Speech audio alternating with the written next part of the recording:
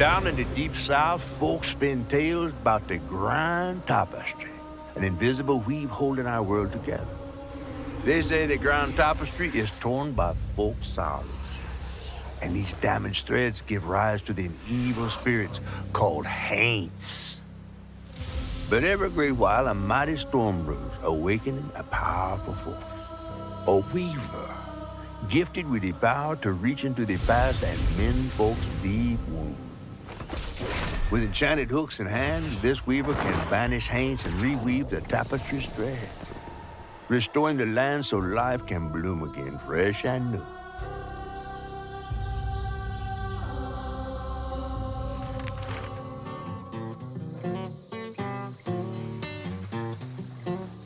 The last weaver vanished long ago, but I'm getting ahead of myself.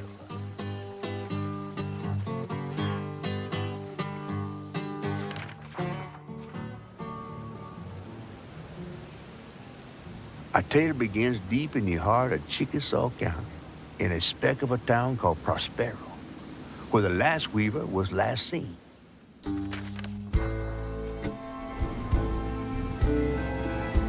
That evening, Hazel's mama was running late, driving home through a storm that seemed hell-bent on drowning the whole South.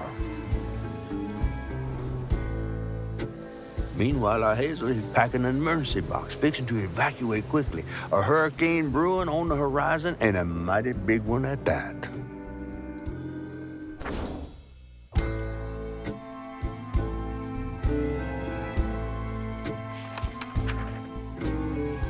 Hazel got no help from her strange grandmother. Truth was, she was glad to leave the flood mansion behind. Used to handling things on her own, she set off downriver to find her house and rescue her ma herself. There, magic called to her. A magic she'd felt in her bone, but she had never seen before. And something dark. That old house had hid all manners of odious secrets over the years. Hazel set off to find them all through the hurricane-ravaged land, but her path would lead her to a place haunted by whispers from days of yore.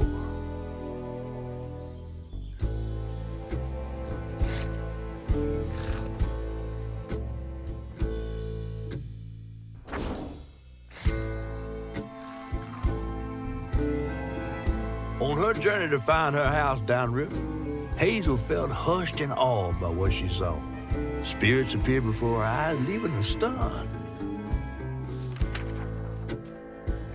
She hadn't known about Mahalia, the last weaver of Prospero, but Hazel felt a connection as she watched her wield magic. The same magic now calling to her. The farther Hazel got from town, the stranger and more fantastical the world became. She didn't know dangerous creatures from old folks' tales still abide here. And best of all, she didn't know she was about to meet me.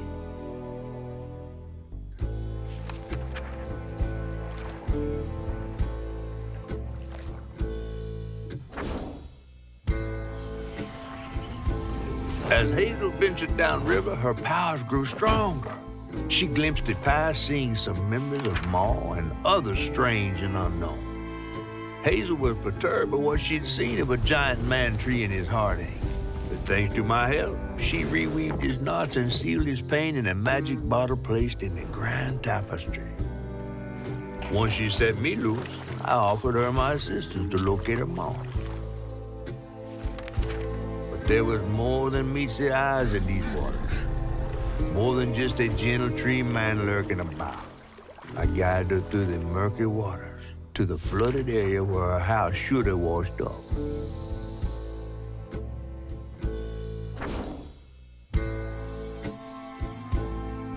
To find them all, Hazel edged closer to the river bend where her house must have washed away.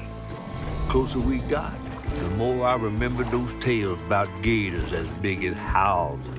But I always thought folks were exaggerating.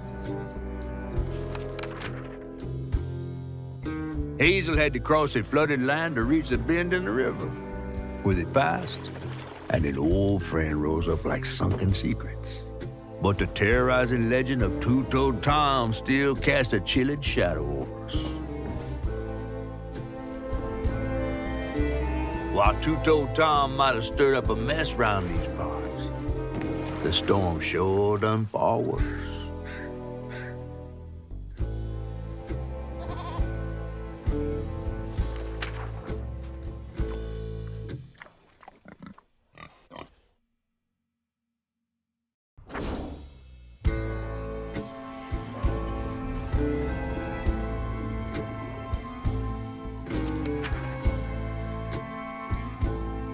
Hazel had gone into the belly of the beast to find her ma once she reached the river bend, thanks to me.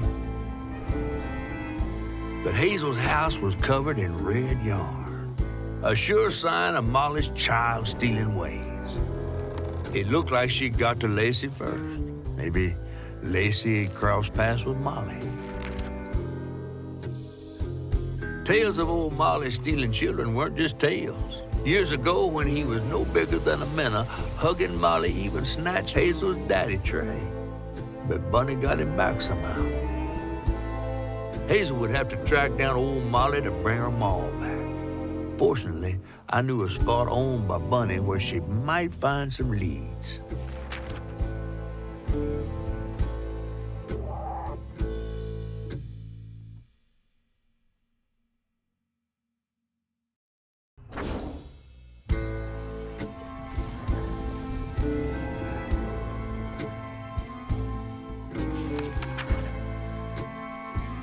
While searching Bunny's cottage for clues about old Molly, Hazel glimpsed her grandma's past and felt sorry for her. But what Bunny did was unnatural. Sealing her dead daughter's spirit in a tree?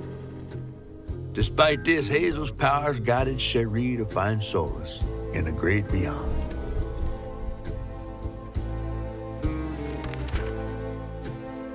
Following her lead, Hazel sought Laurent Baptiste, who knew old Molly's whereabouts, but Hazel wasn't keen on seeing him again, given her ma's history with him.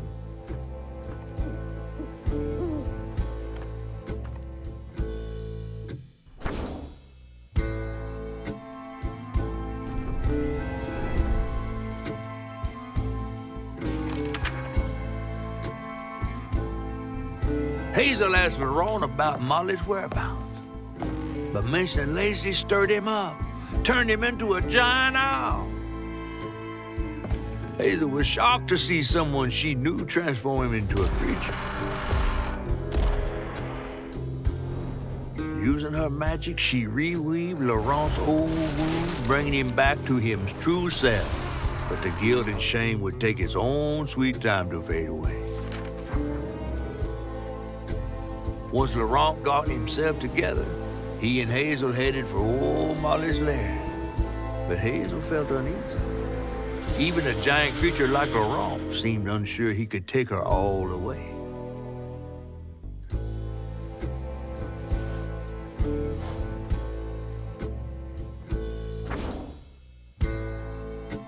Exhausted, Laurent got Hazel as close to old Molly's lair as he could.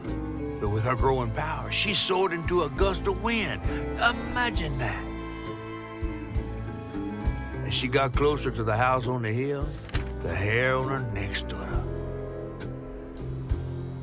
But to find her mom, she'd have to go through the haunted harbor.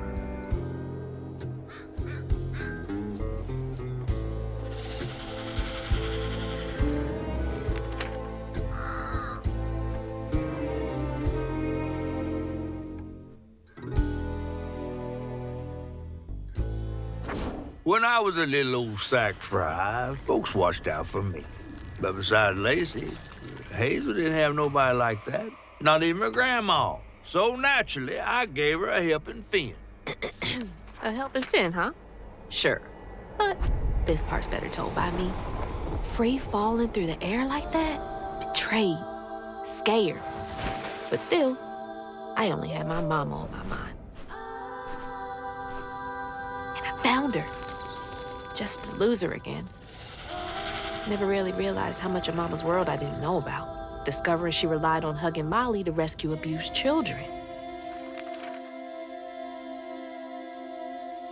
I had it all wrong. Getting her back felt like an impossible dream. But I wouldn't give up on her. She never would.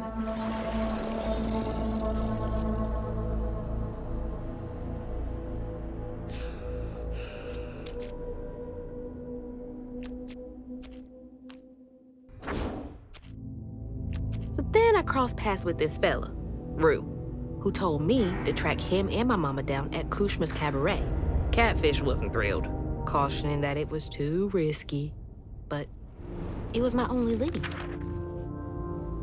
While I gathered my spindles, I was guided by a weaver from the past, Mahalia.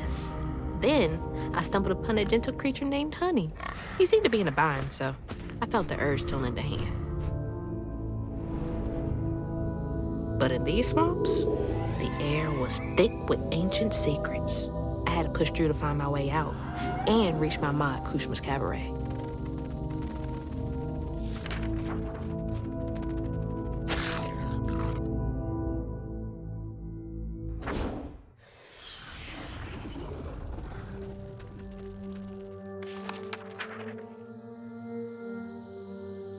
It hurt to even imagine what this woman must have endured. But thankfully, Honey found his way back to her. As I watched Honey's mother holding him close, envy washed over me like a wave. I was yearning to see my mama again, but my powers wouldn't take me back to her. It was gonna take a leap of faith. In a one-way trip to a spot my fish pal wouldn't even consider swimming.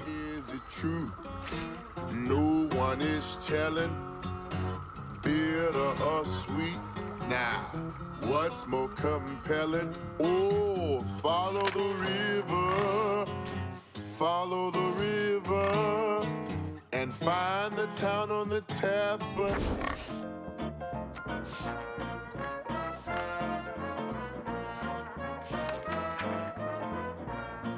I felt lost in the thickest fog I've ever seen. And the pressure to get to Kushma's cabaret to find my ma was suffocating. Like the weight of the world bearing down on my shoulders. When I stepped into the cabaret, Rue greeted me. And I felt myself getting caught up in the moment. Here, time seemed to dance to Rue's tune, flowing both forward and backward. After agreeing to his terms, I crossed the threshold and found myself right back where I started. They say you can't mend the past. Well, I was about to put that to the test.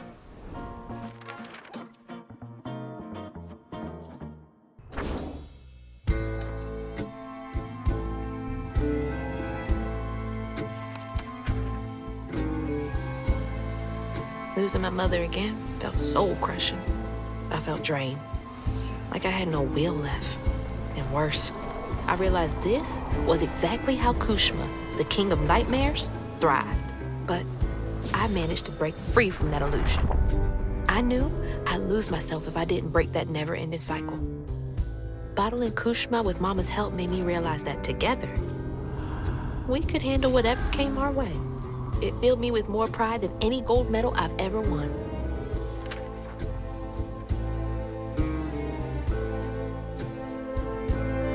But that's not where this story ends. There was a loose end back in Prospero that needed tying up. It was time to swing by Bunny's again.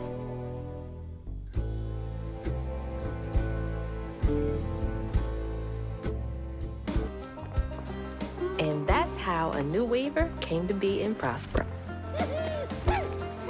Well, well. Not bad at all, Hazel Flood. I appreciate it. I gotta get going. Said I meet Ma and Laurent for dinner. See y'all later.